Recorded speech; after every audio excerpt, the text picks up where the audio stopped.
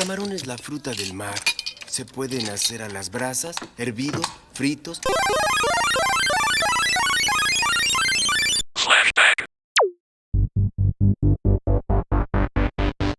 En México, entre los 80s y 90s, cuando Cuna de Lobos, Las Tres Marías y Siempre en Domingo invadían los televisores, existían unos salones de videojuegos, conocidos como arcades o simplemente maquinitas, como Space Invaders, uno de los primeros arcades en popularizarse, abriendo el camino a Pac-Man, icónico personaje amarillo que va comiendo todo a su paso. Otro juego muy recordado es Track and Field, o como lo conocimos en el resto del mundo, Hyper Olympic. Un juego que nos adentraba en justas deportivas con controles simples como solo pulsar rápidamente los botones. Mientras escuchábamos a Café Tacuba, Caifanes, Selena, Bronco, Luis Miguel o Thalía, combatíamos pandillas callejeras con los hermanos Lee, en uno de los primeros beat'em up de clase mundial, Double Dragon, o bien tomábamos el control de Capitán Comando, Mac the Knife, Ginsu o Baby Head para recorrer las calles de Metro City en búsqueda de los enemigos. El formato cuerpo a cuerpo se popularizó y también pudimos tomar justicia con el antihéroe Frank Castle en The Punisher, o luchando contra la mafia de la mano en Turtles in Time. Entre la muerte del cine de ficheras y el nacimiento de nuevos exponentes como Guillermo del Toro y Alejandro González Iñárritu, nos uníamos a la Fuerza Aérea de alguna nación para atacar territorios enemigos en Aero Fighters, un juego de scroll vertical donde los disparos invadían la pantalla.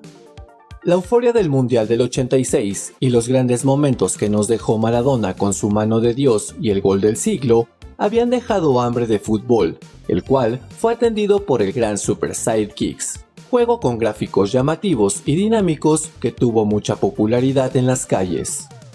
Una crisis económica nos afectaba, pero ni el error de diciembre nos impidió disfrutar de la mejor época de los juegos de peleas, con combos, movimientos especiales y personajes icónicos como Ryu, Ken y Chun-Li. Street Fighter II llegó a definir el género. Aunque Fatal Fury también se popularizó por su mecánica propositiva y figuras como Joe Higashi, Terry y Andy Bogart. Poco después, Mortal Kombat nos impactaría con su estilo digitalizado y su alto grado de violencia que inspiró profundamente a Killer Instinct. The King of Fighters 94, con su sistema de combate por equipos, la variedad de combinaciones y la gama de peleadores, nos atrapó por años con sus secuelas.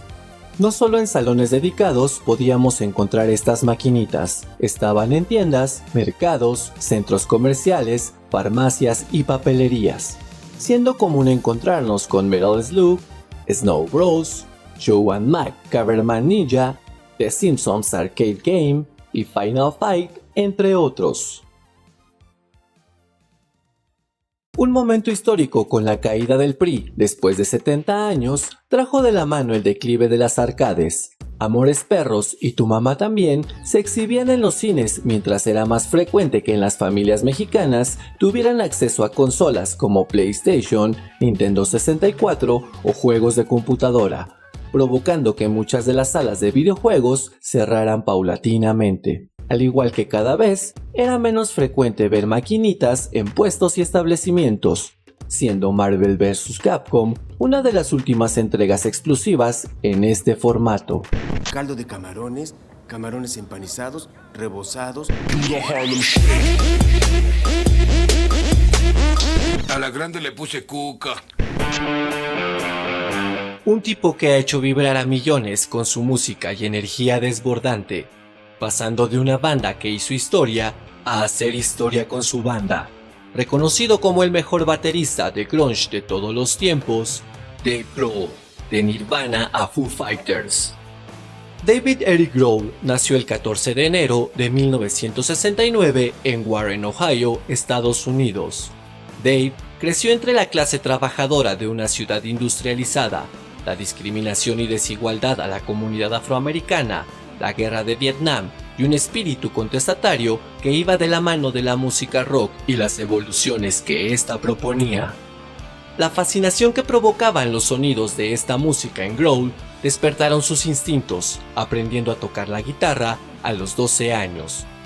aunque este instrumento no lo sedujo tanto como el poder de la batería.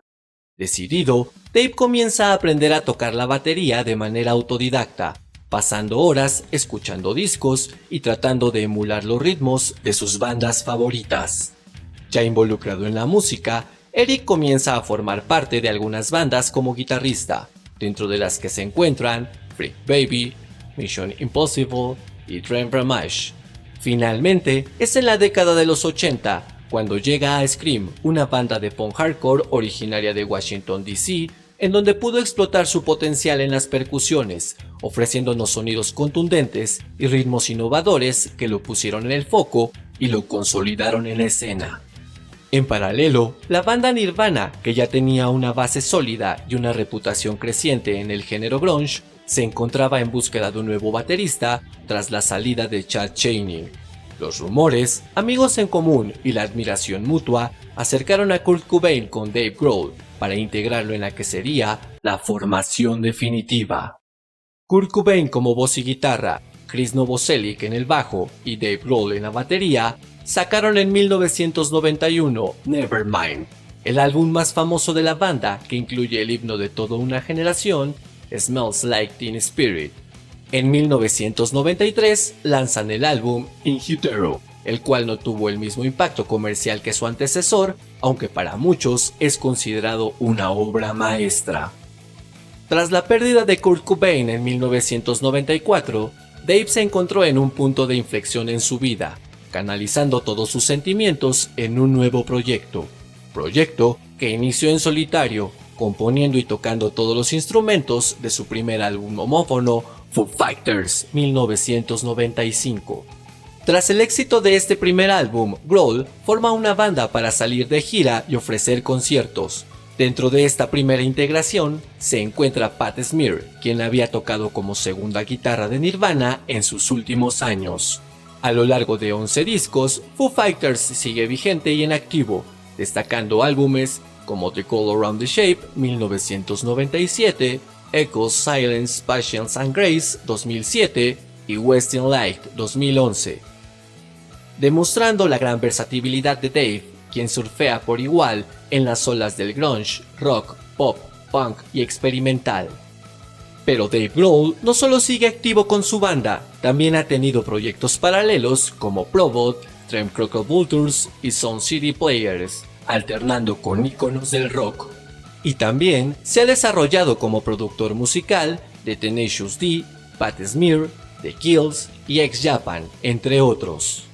Actualmente, Dave Grohl a sus 56 años es baterista, guitarrista, escritor, compositor, productor, artista. Todo un ícono en la historia del rock. ¡Ya, güey! ¡Por favor, idiota! ¡Ah! Estofado de camarón, ensalada de camarón. Tira, voltea y ganarás.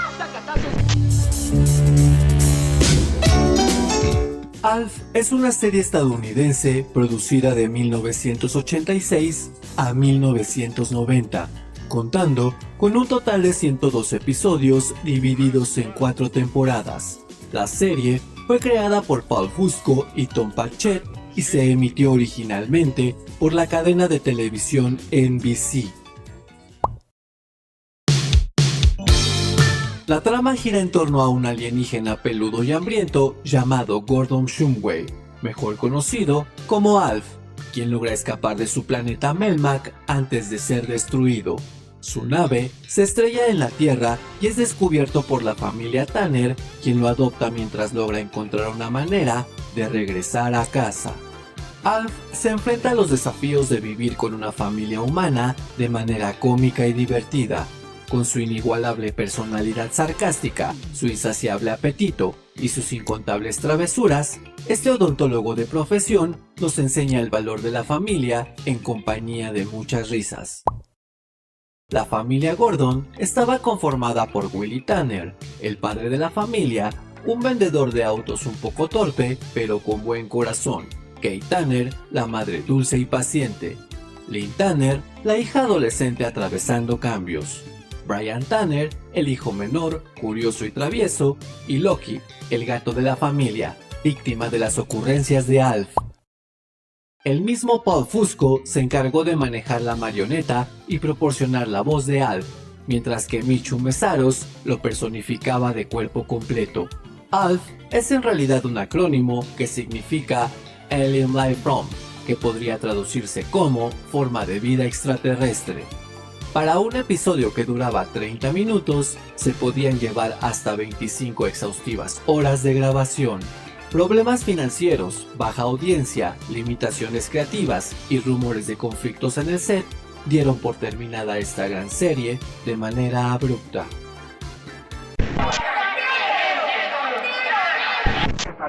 Encendí el batirradio. Creo que eso es todo. Flashback.